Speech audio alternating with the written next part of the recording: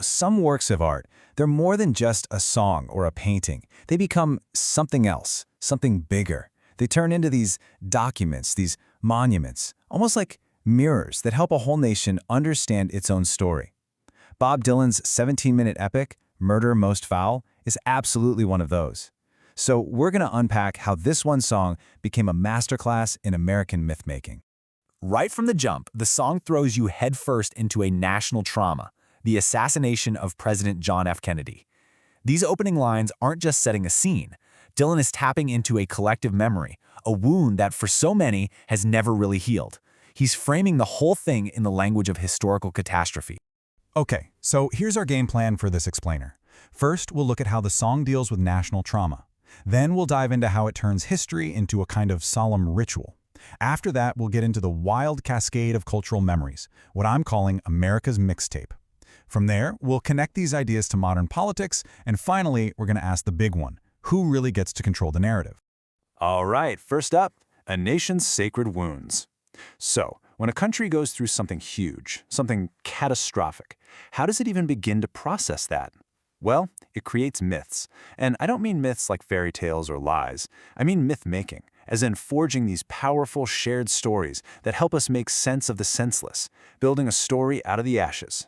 Think about this song as this massive, sprawling archive for a nation's grief. Dylan isn't just reporting on what happened. No, he's building a vessel, a place to hold all the shock, the confusion, and the sorrow of that day in Dallas, and everything that came after. It's like he's archiving a feeling. Now let's dig into how this actually works in the song's first half. See, Dylan doesn't just recount the assassination, he transforms it. He elevates the historical event into something else entirely, a solemn, repeated ritual. He turns history into liturgy. I mean, listen to that language. Sacrificial lamb. That's not something you'd read in a news report, right? It's biblical, it's ritualistic.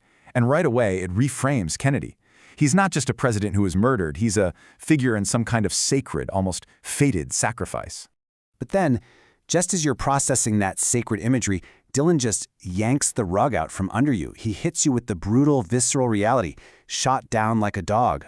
This whiplash, this tension between the sacred and the profane, between the ritual and the raw violence, that's the engine of the whole song. So this word, liturgy, what does that even mean? Well, simply put, it's a public ritual. It's a script for remembering or worshiping something together, as a group. By using this kind of language, Dylan is saying that we're all taking part in a public mourning ritual every time we hear this story. We're reciting the liturgy of a national tragedy. And this is where it all comes together. Dealey Plaza isn't just a place in Dallas anymore. It becomes the altar of the rising sun.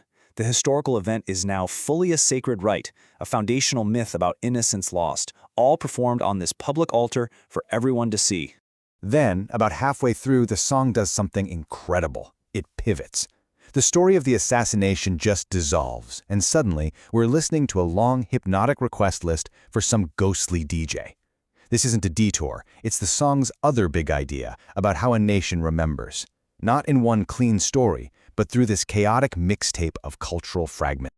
Dylan calls on the legendary DJ Wolfman Jack to play a whole cascade of songs and artists. And believe me, this is no random Spotify shuffle.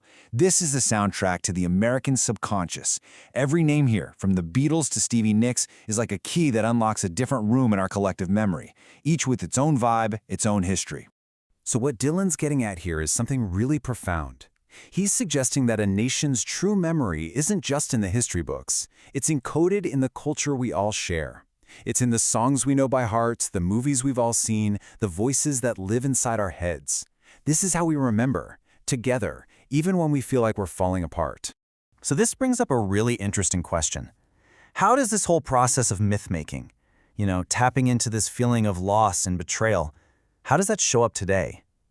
Well, we can actually see a powerful parallel in the political storytelling of figures like Donald Trump, who also crafts this grand narrative of a nation that's been wounded and betrayed. So let's put these two narratives side by side, just to see how they work.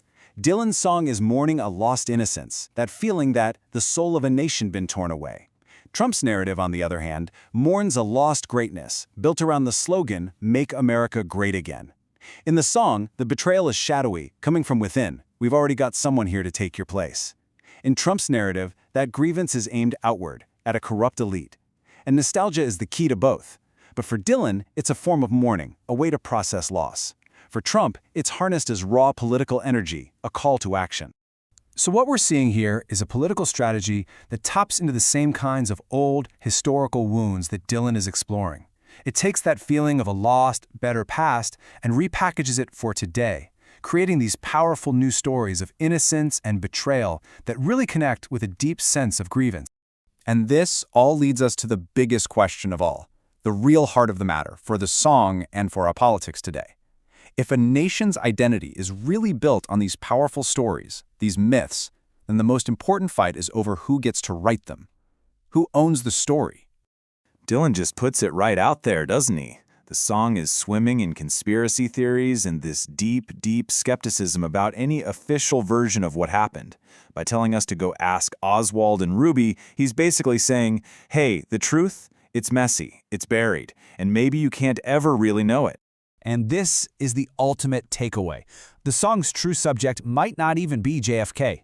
It might be the power of narrative itself, the ability to define the story, to say what happened, what it meant, and who's to blame. That is maybe the most powerful force there is. Murder Most Foul doesn't just leave us back in 1963. It drops us right here, right now, with this really unsettling question that feels more urgent than ever. In a world with endless competing stories, where every single fact is up for debate, who is the final arbiter? Who gets to decide which story we tell ourselves about who we are? And what happens when we can't agree anymore?